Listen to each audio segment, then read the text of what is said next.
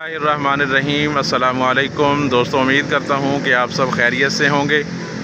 दोस्तों, आप अक्सर जानते हैं कि हमारे यूट्यूब चैनल, फेसबुक पेज और टिकटॉक अकाउंट पर डेयरी फार्मिंग बिज़नेस से रिलेटेड वीडियोस जो थी अपलोड की जाती थी।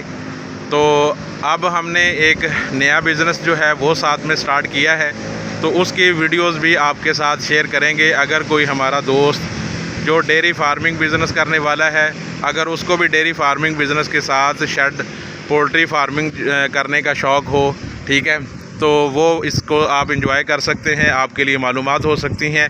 और इसी तरह हमारे वो दोस्त जो पोल्ट्री फार्मिंग कर रहे हैं, ठीक है, गोल्डन मिसरी कर रहे हैं, ब्रॉयलर कर रहे हैं, तो उनके लिए भी इंशाल्लाह इंफॉर्मेटिव वीडियो जो हैं वो इस पे होगी। डे बाय डे आपके साथ सारी चीज़ें जो हैं वो शेयर की जाएंगी, ठीक है। और ये फार्म जो आपको नज़र आ रहा है, ये हमने फार्म जो है ये अभी रेंट पे लिया है, ठीक है। और हम इस पे काम जो है वो अभी स्टार्ट करने वाले हैं।